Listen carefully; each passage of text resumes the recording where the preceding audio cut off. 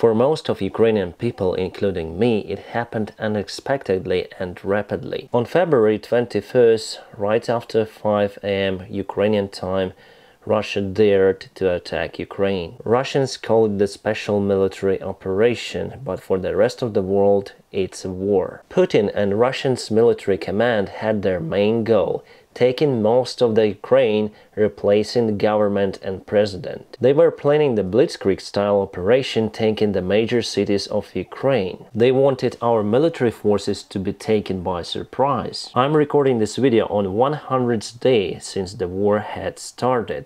Well, we're surprised that Russia failed its operation. Hello my friends and welcome. My name is Dennis and today I'm gonna answer the biggest question: why Russia failed their operation on the north part of Ukraine, including Kiev. Let's go. But first, few words about the sponsor of today's video. The sponsor of today's video is Atlas VPN. You may ask me, why do you need VPN? Well, I may tell you why do I need it. Reason number one is the data protection. When I switch it on, VPN changes my IP and DNS address. And Atlas VPN has very strong protocols like WireGuard and IPsec. It also has the data breach monitoring feature that helps me to find out whether my device was attacked by someone. If I have that message, I immediately cut off from the vulnerable Wi-Fi connection and change my password. And this is not joke, my friends. I got one of my YouTube channels stolen a few years ago, and since that time I use the VPN on my iPhone and laptop always. You probably know that I moved to this place a few weeks ago and I was able to find it on Booking. And now I can use the Atlas VPN to search for the cheaper price for the same offer. Basically, I change my virtual location and there is different price for different countries. Plus, I use the Atlas VPN to speak with my community on Patreon because somehow Patreon is blocked in Ukraine. And if you have the government restrictions on some of the Netflix series in your country, forget about them. Just get the Atlas VPN. You may get it now as a 3 years offer with 82% of discount for just $1.99 a month. Check the link for it in the video description below. The opportunity is limited. Go for it. Even though this war was not expected by many of Ukrainians, some still were prepared for it. In fact, we have the war with Russia for a long 8 years. Firstly, they occupied Crimea in February of 2014 and later on started support their Russian-backed separatists in Donetsk and Lugansk. In Crimea, Ukrainian army lost few of the soldiers because of the Russian invasion. I would say it was quite successful operation from Russian side. They took this vast part of the territory with a small or almost no resistance from Ukrainian side. And after a few years, we have some of the information appeared in the media that our Western allies, European Union and the United States of America, insisted for Ukraine not to use their military forces against Russians in Crimea. And Putin got its message, the message of weakness, so he decided that Crimea is not enough and he put his forces towards Donbass. If we watch the historical videos from that period, you'll see that Russia shamed to put their signs on their uniform, their flags, the names of their divisions, unlike we see it now today. They had decided to perform a false flag operation. They say that it is Ukrainian resistance that is fighting against Kiev government. Pro-Russian resistance, and they should have weapons and army men. Well, Russia helped with that unofficially. Russia kept saying that they were just locals who found their tanks elsewhere and rocket artillery systems. I would agree that there were some of the pro-Russian Ukrainians and they wanted Putin to come to Ukraine, and now they see what Russian peace can bring to them. Obviously, people in the same country may have different perspectives on historical events, different views, different religion, but Russia used this difference in their favor. They were saying about the Russian language, Russian Orthodox Church and Russian identity. They claimed that most of Ukraine identify itself as Russians. And Putin himself said that we are the one nation. He said that we were betrayed by the Western world democracy and we should return back to Russia. Some of those ideas were popular in small Ukrainian minority communities, but were very popular in Russia. The Putin's rating skyrocketed to the moon, especially after Crimea annexation, and that really shows the perspective on Russian society, how chauvinist they are. Well, here clearly we have a parallel with Adolf Hitler and his annexation of Czech Republic. He was very popular with his actions in Nazi Germany. He got the same rating as Putin. But after a while Russia struggled with their false flag operation. They simply couldn't send enough resources for those separatists and called them separatists. Plus, some of the sanctions were applied to Russia and they decided to freeze the conflict. That is how Minsk agreements appeared in 2015. The document was signed by the leaders of France, Germany, Russia and Ukraine. The roadmap in the document should have stopped the war peacefully in favor of Ukraine. But actually Minsk agreements were not good for Ukraine and it deteriorated the situation. If you follow this document step by step, you'll see that Russia just wanted to create a cancer tumor on the body of Ukraine. They wanted to have the right to elect their own independent leaders of those republics and after a while spread the ideas of the Russian peace around Ukraine. Ukrainian leaders understood that, quite late but understood, and Minsk agreements just stalled for long 7 years. Until Russians cancelled the document themselves, recognized the sovereignty of the Donetsk and Lugansk republics, and started this crazy war to protect them. Yeah, and also to save Ukrainian people. It's pity that I cannot swear here on my channel. I remember the first time that I heard that Russia put their forces closer to Ukrainian border. I was listening to the BBC radio. It was on October 2021. For a long 4 months we got those warnings from Western media, and not only that Russia would try to invade Ukraine using their official forces. The degree of that media hype rose higher and higher every month. There was some truthful information, as we know now, and there were many fakes, mostly coming from the Russia. Russia's officials and their media say that it's just a Western hype. Don't look at it, we're not gonna attack Ukraine. No worries, we're not bad guys.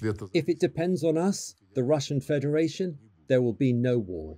We don't want war. We are not here for you. We just went for the drills near to Ukrainian border, to Belarus, also for military drills, so who cares? But it was the first time that Russia put almost 200,000 people near to Ukrainian borders. Still less compared to Ukrainian army, but enough to occupy some parts of Ukraine. Normally, according to the military strategic books, you need to have at least 5 times priority advantage over defense side to have the successful attack. If you want to take Ukraine with its army of 400,000 active soldiers, you need to have at least 2 million soldiers on your side. Plus, Ukraine has enormous mobilization resource. We expect now to have 1 million active soldiers on the front lines fighting against Russians. In that case, you need to have 5 million soldiers on the offensive side. And that scale humanity was only able to see during the Second World War. But it didn't happen. Putin really put his small army to take the vast part of Ukraine. I wouldn't say that we were 100% prepared for Russian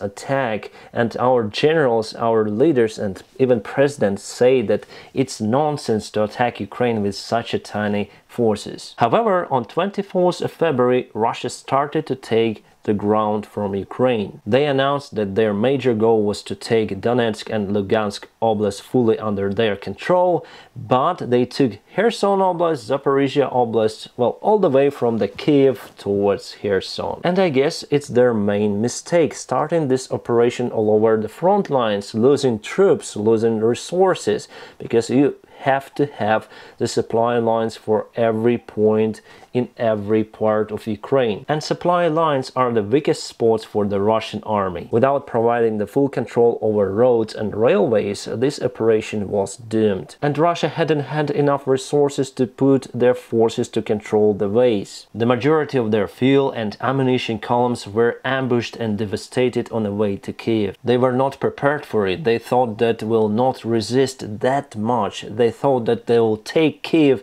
in 3 days. Kiev also wasn't prepared for this attack. However, 8 years of military experience plus the great resistance spirit of Ukrainian people turned the things upside down for Putin army. You know, me and my friends, relatives, we took this situation very personally. I don't know anyone from my circle who doesn't support Ukraine. I live near to the Kiev and I cannot return to my apartments. I hope it's temporary. And I remember scrolling the news on my phone all the day long. It was like for several weeks, seeing the news about the big 50 kilometers convoy near to Kiev preparing for attack. And finally, then I saw the ambushed column of those. Oh, my friends, the situation turned for me. Honestly, my friends, I wasn't expecting that we gonna fight that hard against Russians, because they had the advertisement. They have these big parades in Russia showing that they have modern types of weapons, they have new equipment for the soldiers, they have new rifles, new everything, and they are prepared to take the half of the world, not just tiny little Ukraine. So I was kind of scared of their huge army, but literally we saw that we can fight back. I think it was opening not just for me, but for the rest of the world. You know, United States of America asked Zelensky to evacuate. Guy, evacuate from the Kiev.